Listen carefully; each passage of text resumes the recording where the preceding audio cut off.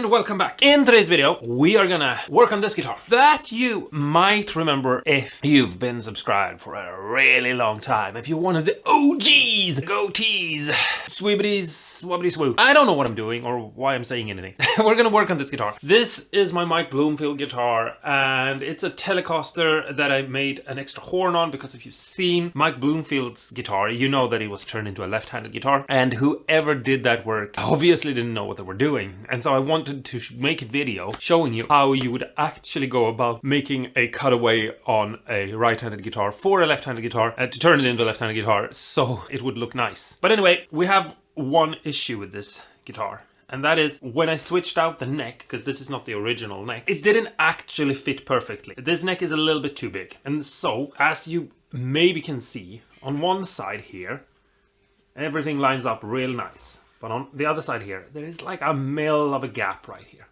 And it doesn't bother me so much, you know, it's not that horrible that it is a little bit of a gap right there. It's fine. But what bothers me is this corner right here is really annoying. And it sort of pokes my hand. And it's just, you know, a big chunky thing. So we're gonna redesign this and make a more comfort area here. And it's super easy to do. If you're left-handed, it's gonna be harder for you because finding the kind of plate that you need here is a lot harder. So I'm also gonna show you how to reshape this into a plate that actually will fit and work for you. But that's just because if you're left-handed, you most likely are gonna have to do that, or potentially at least. So I don't wanna not show that because I'm gonna do that anyway. But if you're right-handed, you can do that, or you can get a new plate.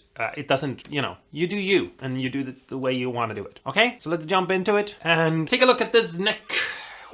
Alright, so first off, I'm gonna take this screw out because, yeah, this is gonna disappear. I might as well take it out. And then I'm gonna take these screws. And be careful, because we do still have the strings on, because I'm gonna do this in a way that I feel comfortable doing. If you want to, you can take the entire thing apart and you can work on it that way. But I don't feel a need to do it that way.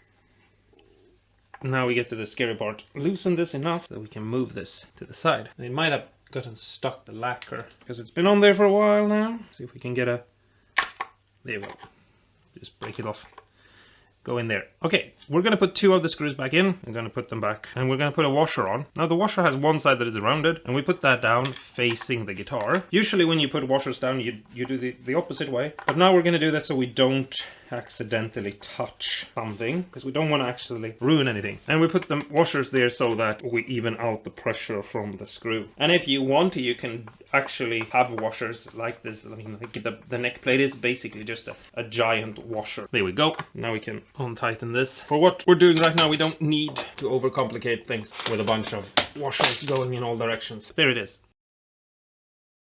Now I'm gonna feel the neck here, and I can sort of feel where it's poking me. So I'm gonna take a pen and I'm gonna try to just round this over. First off, I'm gonna hand round it over. I wanna take this whole hole that drilled into the body. I wanna remove that because I feel like that will help me. I'm just gonna go something like this, and then I'm gonna clamp the body down. So I have the body clamped down. It's hanging off, but it's securely put in place. And since the bolts stick out, I need something flat to ride over. So I've clamped a piece of wood over here so I can just ride on a smooth surface. You will see what I'm doing. So that's clamped. I have my ear protection here, which I will put on. Put this battery in my router. Take some tape to protect the neck. I'll just put it right there. And now take my router and I can push it down to where the tape is.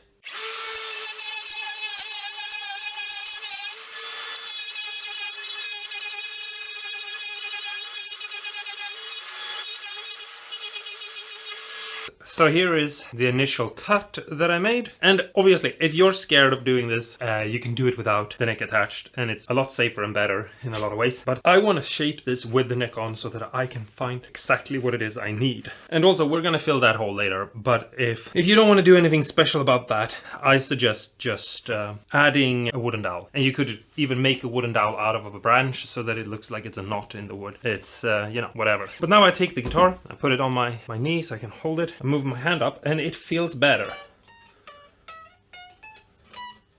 If this was like a store-bought guitar and nothing special, I think that would be good enough. But I don't think we should aim for good enough. I think we should aim for something a little bit more special. So let's continue. Sitting with the guitar here now, it's still sharp and poking me. And obviously there is a roundover, a very small roundover, and we could definitely do something with that, and that would help. But I feel like we can make an even nicer roundover. And we take our black marker and press it in here. Give ourselves a little bit of, you know, somewhere around there, maybe there. Fatten up this line a little bit on both sides, and then we take file. I'm gonna use this Japanese fine tooth file. You can get these at, you know, they're nothing special. I'm just gonna slowly work this edge over. And I'm holding it with both my hands so that I know exactly what it is I'm doing. I'm gonna try to find a position where I can hold it so that you can see what I'm doing, but it's harder than I'm gonna go kind of overboard, maybe, you could say, and just really try to round this out. As you can see, I hit the neck a little bit, so I'm gonna move. And I'm gonna feel it, and it's already a lot better. That's a nice transition. It's a little bit on the thicker side, but that's, you know, what you get with something that thick. And you can do this that I'm doing right now with any file. So if you don't have one of these Japanese nice toothed file, but something, you know, regular that everyone has from their local hardware store, you can still do it. Just make sure you have all your hands on the tool and that you're working slowly.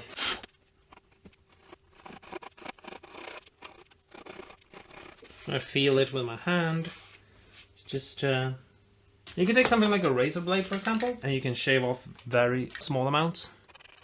Because I do have this corner right here where I wanna try to see if I can blend things together. That is good. Okay, let's work on the plate. Let's start off by taking this one out and putting this one in. Put it in almost all the way so that this can at least still move about. And I'm gonna take these ones out, and I'm gonna put this in back in its place. Let's take a bit of masking tape. We don't need to cover the entire thing, but we do need something that we can draw on, so that we can design something that feels like it will work. And obviously you could cut this straight down, like I'm just follow the tape, and we might actually even do that. I don't know. We'll see what we come up with. But I want to take a pen and I want to just feel around here, like I want to cut it there or something. I cut it there so that it feels like they're, yeah, maybe we'll actually just cut it straight across, something like that, where we keep it a little bit float or something like that. Maybe feels less generic or something. You want something a little bit more organic. I'm gonna take this screw out, because this we do need to use an angle grinder to cut this down to size. So, have I been out of frame again? I need a camera person. If anyone wants to work for free and basically be a slave, let me know. You can come join me, because I can't pay you. I can pay you in laughter. I actually can't even do that because I'm not very funny. Now we'll put the washer and screw this back on, and we'll keep just 2 screws in. Put the guitar away and we'll jump into the neck plate. Alright, ear protection on, the plate, and angle grinder, and I'm just going to try to cut on that.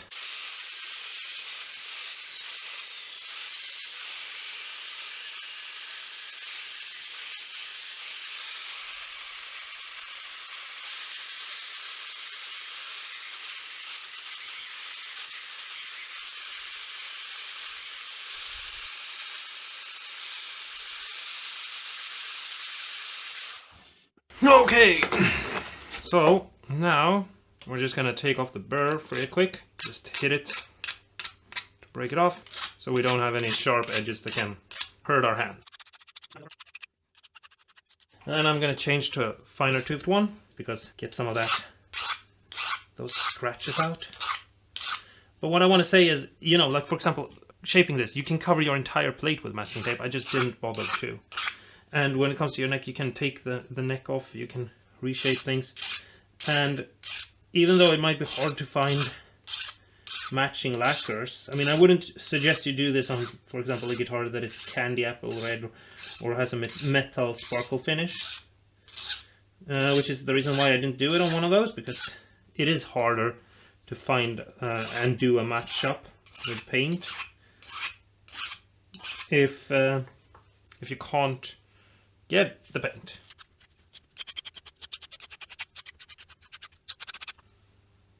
Yeah, that feels nice and smooth. Let's see what it looks like if we have the guitar.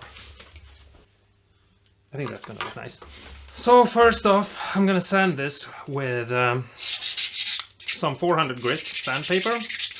And then I'm gonna work myself up through wet and dry sandpaper and try to get rid of all the scratches. Try to get to 2000 or something. Once sanded up, we're gonna polish it.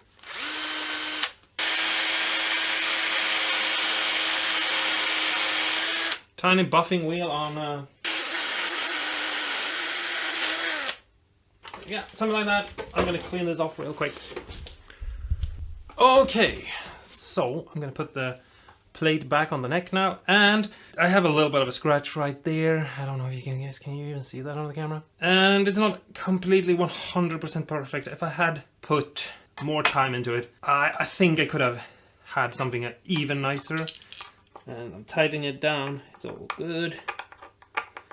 Something like that. And that feels really nice. It's a lot better.